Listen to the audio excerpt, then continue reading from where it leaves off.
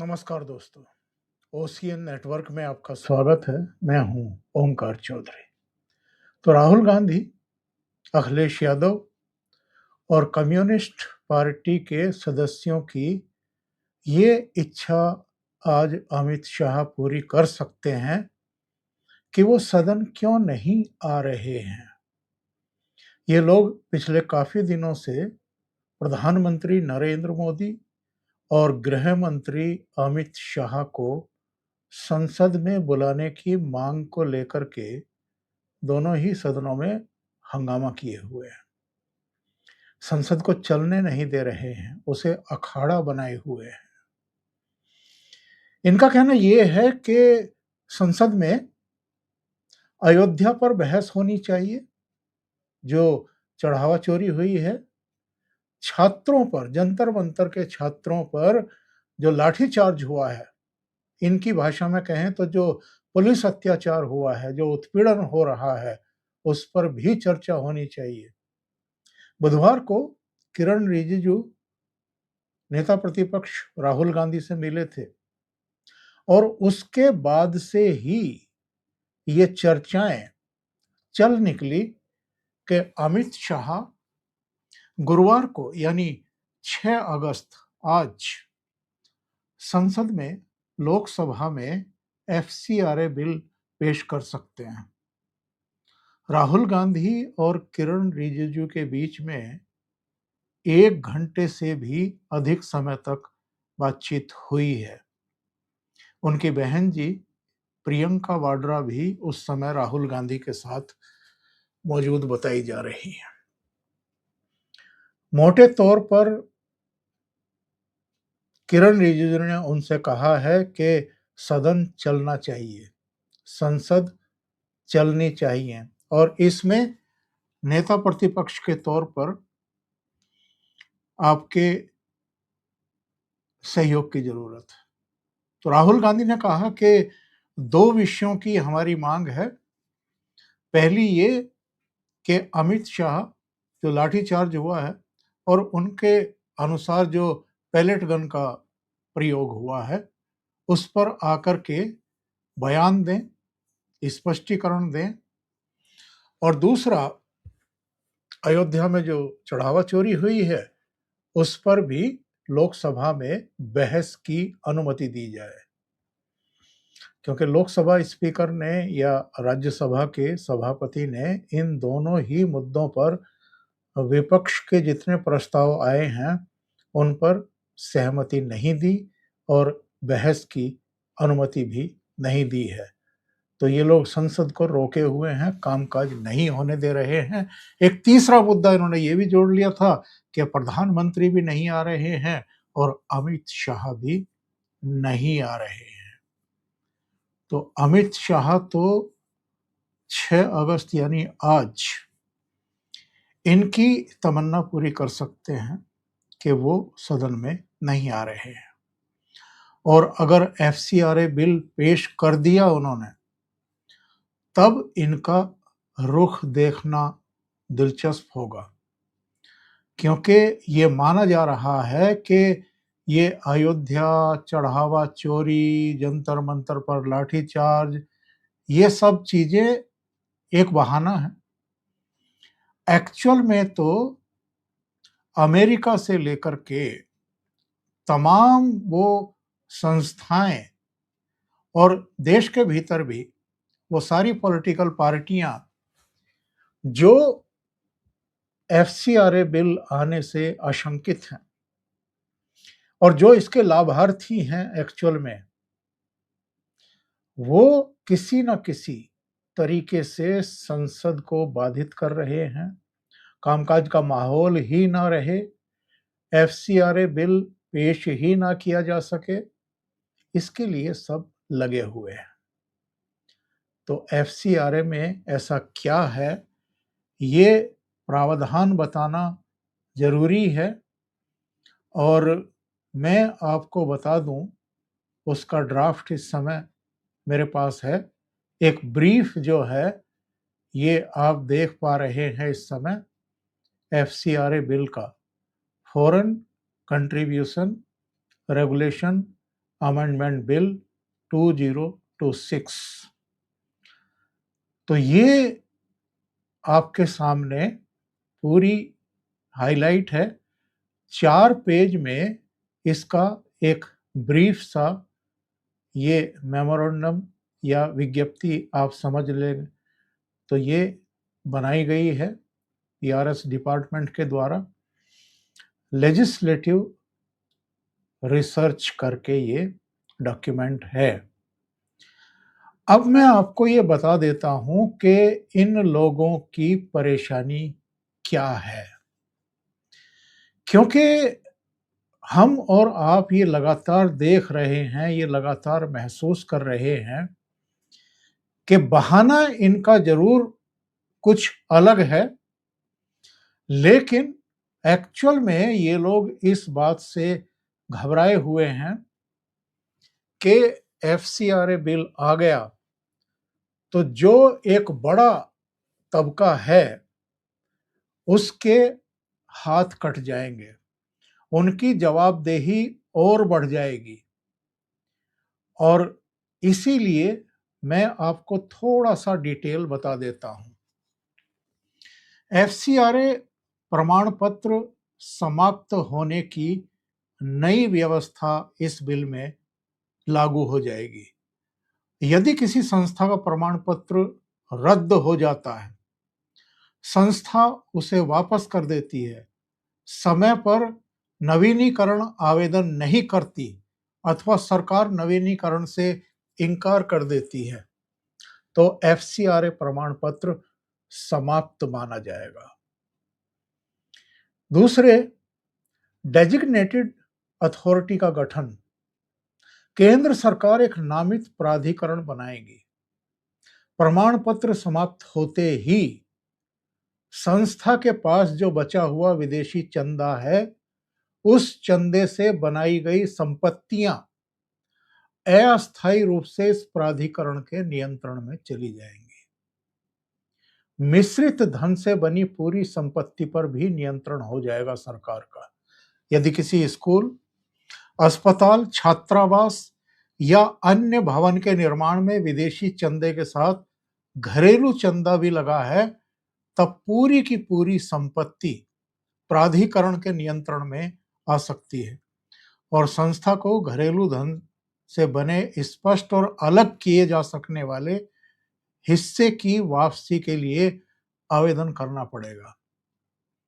संपत्ति बेचने या हस्तांतरित करने की शक्ति निर्धारित अवधि में नया प्रमाण पत्र नहीं मिलने अथवा पुराना प्रमाण पत्र बहाल न होने पर संपत्ति अस्थायी रूप से परमानेंटली प्राधिकरण में निहित हो जाएगी। प्राधिकरण उसे केंद्र, राज्य या स्थानीय निकाय को सौंप सकता है अथवा बेच भी सकता है और बिक्री से जो राशि मिलेगी वो जो एक भारत सरकार की संचित निधि होगी उसमें वो जमा कर दी जाएगी। अगले प्रावधान और भी दिलचस्प हैं जो आप जानना चाहेंगे। ये प्रावधान है, विदेशी चंदे से निर्मित संपत्ति यदि चर्च, मंदिर, मस्जिद या अन्य पूजा स्थल हैं तो उनका प्रबंधन भी प्राधिकरण के पास जा सकता है। यानी धार्मिक कार्यों के लिए जो विदेशों से चंदा लिया जाता है उस पर भी प्राधिकरण का एक तरीके से कब्जा हो जाएगा। हालांकि विधेयक ये भी कहता है कि उस स्थल का धार्मिक स्वरूप बनाए रखा जाएगा, उसे आप चेंज नहीं कर सकते। इसके अलावा जो संस्था के पदाधिकारियों के खाते, इलेक्ट्रॉनिक रिकॉर्ड, परिसरों, संपत्तियों, बैंक खातों, लॉकर और अन्य दस्तावेजों तक प्राधिकरण को पूर्ण पहुंच देनी पड़ेगी। वो पदाधिकारियों के खाते, इलेक्ट्रॉनिक रिकॉर्ड, परिसर, संपत्तियां, बैंक खाते, लॉकर, ये सब भी देख सकता है। और उसकी बिना अनुमति के संपत्ति बेची, गिरवी या हस्तांतरित नहीं की जा सकेगी। ये प्रावधान ऐसे हैं जो इनकी नींद उड़ाए हुए हैं। जो विदेशों से चंदा खाते हैं, हिसाब किताब कुछ खास देते नहीं हैं, और जो एक्चुअल में देश विरोधी ताकतों के हाथों तक जाता है, जो प्रदर्शनकारियों, विकास में बाधा बनने वाली यूनियनों, संगठनों, पॉलिटिकल पार्टियों तक भी जाता है। निदेशक, ट्रस्टी, अलग अलग संस्थाओं को जिनको ये दान आता है विदेशों से, उन संस्थाओं के जो निदेशक हैं, ट्रस्टी हैं, साझेदार हैं, जो प्रबंध समिति के सदस्य हैं, जो संगठन के संचालन के लिए जिम्मेदार अन्य व्यक्ति, प्रमुख पदाधिकारी माने भी जाएंगे, और उल्लंघन की स्थिति में उनके खिलाफ भी कार्रवाई की जाएगी। उनकी जवाबदेही भी तय हो सकती है। और कुछ और बदलाव जो इसमें किए जा रहे हैं नए कानून में, एक मुश्त विदेशी अनुदान की पूर्व अनुमति मिलने पर धन निर्धारित समय में प्राप्त और खर्च करना होगा। समाचार और समसामयिक विषयों के निर्माण प्रसारण से जुड़े सभी प्रकार के विदेशी चंदा लेने से रोकने का दायरा भी बढ़ा दिया गया है। अधिकतम कारावास की सजा 5 वर्ष से घटाकर 1 वर्ष की जा रही है। और इसमें अगली स्लाइड में आपको दिखा देता हूं कि विरोध हो क्यों रहा है। जरा ये भी तो हम समझ लें, क्योंकि लगातार हम इस बात को नोटिस कर रहे हैं कि बहाने भले ही जंतर मंतर के बनाए जा रहे हैं। अयोध्या में चोरी, चंदा चोरी में जो है बात बनाई जा रही हो, दान चोरी में, लेकिन संसद को नहीं चलने दिया जा रहा है। और इसकी चर्चा, एफसीआरए की चर्चा अमेरिका तक में कुछ लोग कर रहे हैं कि साहब ये ईसाइयों पर अत्याचार हो रहा है, क्योंकि सबसे ज्यादा फंड उन्हीं की संस्थाओं को मिल रहा है और बड़े पैमाने पर धर्मांतरण की कार्रवाइयां चल रही हैं। पंजाब में तो सिर चढ़ करके, केरल में भी सिर चढ़ करके बोल रहा है ये सब चीजें। तो विरोध इसलिए हो रहा है, विरोधियों का ये कहना है कि केवल एफसीआरए पंजीकरण का नवीकरण अस्वीकार करके किसी एनजीओ, स्कूल, अस्पताल, चैरिटी या धार्मिक संस्था की संपत्ति पर सरकार नियंत्रण पा सकती है। वो जो प्राधिकरण बनाया जाएगा वो नियंत्रण पा सकता है। नवीनीकरण अस्वीकार किए जाने से पहले संस्था को सुनवाई का स्पष्ट अधिकार नहीं दिया गया है। प्राधिकरण के आदेश के विरुद्ध जिला अदालत में अपील संभव है, लेकिन केंद्र सरकार द्वारा नवीनीकरण न करने के निर्णय के विरुद्ध अलग अपील व्यवस्था इसमें नहीं की गई है। और जो संगठन विदेशी सहायता लेना बंद करके घरेलू चंदे से काम चलाना चाहते हैं, वे भी पहले विदेशी धन से बनी संपत्ति बचाने के लिए अनिश्चित काल तक एफसीआरए पंजीकरण बनाए रखने को विवश हो सकते हैं। घरेलू और विदेशी दोनों स्रोतों से बनी पूरी संपत्ति अपने नियंत्रण में लेने का प्रावधान अनुपातहीन बता रहे हैं विरोधी। और ईसाई संगठनों, कुछ विपक्षी दलों को आशंका है कि इसका इस्तेमाल चर्चों, मिशनरी अस्पतालों, स्कूलों और सामाजिक संस्थाओं के विरुद्ध भी किया जा सकता है।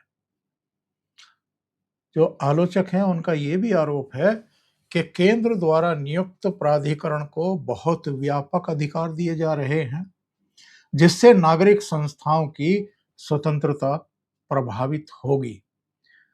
तो अगर आज अमित शाह ये बिल पेश करने ही जा रहे हैं तो जाहिर है अमित शाह का भाषण भी होगा और इस भाषण में वो इनके बहुत सारे सवालों के जवाब भी देंगे